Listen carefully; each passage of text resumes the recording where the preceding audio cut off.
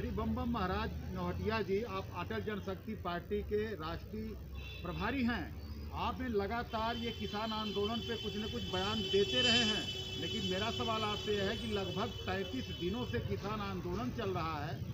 सरकार आखिर क्या चाहती है, शाहीन बाग या कुछ और रणनीति बना रही है? क्या कहीं न कहीं ये सरकार का ही फल है या सरकार की लापरवाही का फल है? आप एक जिम्मेदार पर्सन है, क्या कुछ कहना चाहेंगे? देखिए, सबसे बड़ी बात यह है, जब मैं बम बम महाराज नौहटिया अटल जनशक्ति पार्टी का राष्ट्रीय प्रभारी तो हूँ ही, साथ ही मैं राष्ट्रीय परिवर्तक दावा करता भी हूँ और देश को बदलने की दिशा में भी प्रयास कर रहा हूँ। और मुझे विश्वास है जो परिवर्तन जो देश में मैं लाना चाहता हूँ वो लोकतांत्रिक तरीके से, शांतिपूर्ण तरीके से, नौहटिया सिद्धांत के रास्ते से, नौहटिया सिद्धांत मतलब शांति, संघर्ष, क्रांति, इसके माध्यम से हम ला सकते हैं। जहाँ तक 33 दिन से किसानों का ये आंदोलन चल रहा है, ये किसानों का आंदोलन तो नहीं है, ये गैर किसानों का आंदोलन है और गलत लोगों का आंदोलन है। गलत तरीके से इनको प्रायोजित किया गया है, ये तो तय हो चुका है, इसमें कोई शक नहीं है। तथापि 33 दिन का आंदोलन का चलना, छद्म युद्ध भारत सरकार के खिलाफ लड़ना, यह बिल्कुल ही भारत सरकार के खिलाफ गैर किसानों का 33 दिन से छद्म युद्ध है। क्योंकि कोई भी आंदोलन करने के लिए अगर कोई आता है या कोई संस्था आता है तो उसके लिए वो आंदोलन करके चला जाता है, लेकिन ये आंदोलनकारी पूर्व प्लान बना के 6 महीने का राशन भत्ता वगैरह सारी सिस्टम को लेकर आए हुए हैं। इसका मतलब क्या है? इसका मतलब साफ है, ये किसान नहीं है, गैर किसान है और इनका मतलब भारत सरकार के खिलाफ छद्म युद्ध है और ये छद्म युद्ध ही लड़ रहे हैं। अब रह गया बात इसमें राजनीतिक दलों के समर्थन का, तो वो राजनीतिक दल, मैं अरविंद केजरीवाल से पहले शुरुआत करता हूं।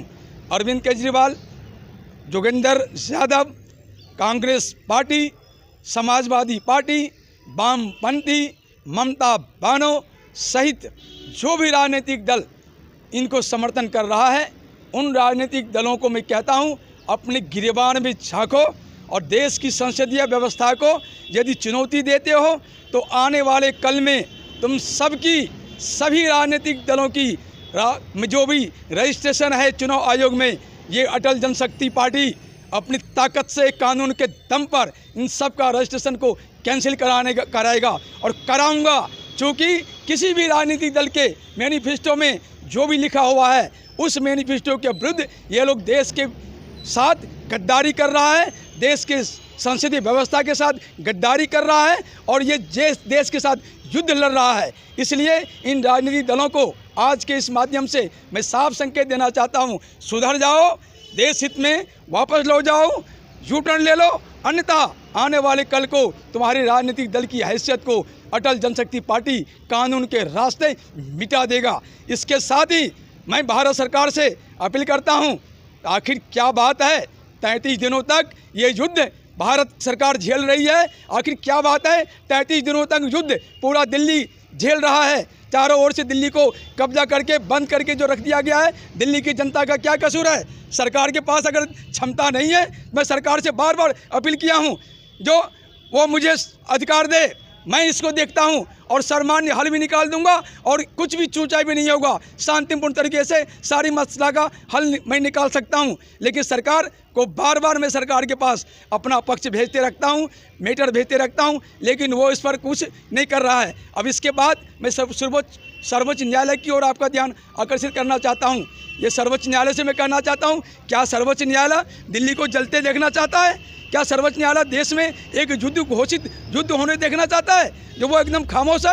क्यों खामोश है सर्वोच्च न्यायालय? जब सर्वोच्च न्यायालय में तुषार मेहता ये कह दिया कि किसी थर्ड व्यक्ति की जरूरत है हमें जो इस मामला को हल कर सकते हैं, और वो थर्ड व्यक्ति के रूप में जब मैं सर्वोच्च न्यायालय को कागज भेज चुका हूँ, पेपर भेज चुका हूँ, कटिंग भेज चुका हूँ, वीडियो भेज चुका हूँ, सब कुछ भेज चुका हूँ, तो सर्वोच्च न्यायालय खामोश क्यों है? क्या सर्वोच्च न्यायालय शाहीन बाग 2 देखना चाहता है जो दिल्ली में फिर से 100-200 आदमी कटे फिर वो अपनी बात रखेंगे? ये गलत है सर्वोच्च न्यायालय की। यहाँ देश में सर्वोच्च न्यायालय भी अपराधी है, यहाँ देश में सरकार भी अपराधी है और ये गैर किसान जो है ये तो अपराधी है ही। ये छद्म युद्ध नहीं चलने वाला।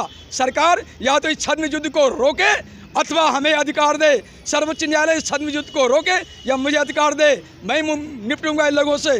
देखता हूं इनके बाजुओं में, इन गैर किसानों के बाजुओं में, इन खालिस्तानियों के बाजुओं में, इन पाकिस्तानियों के बाजुओं में, इन टुकड़े टुकड़े गेम के बाजुओं में कितनी ताकत है। अटल जनशक्ति पार्टी इन सब से मुकाबला अकेला मैं करूंगा और सबको 1.25 लाख से एक लड़ाऊं तो गुरु गोविंद सिंह नाम कहूं, ये दिखा दूंगा।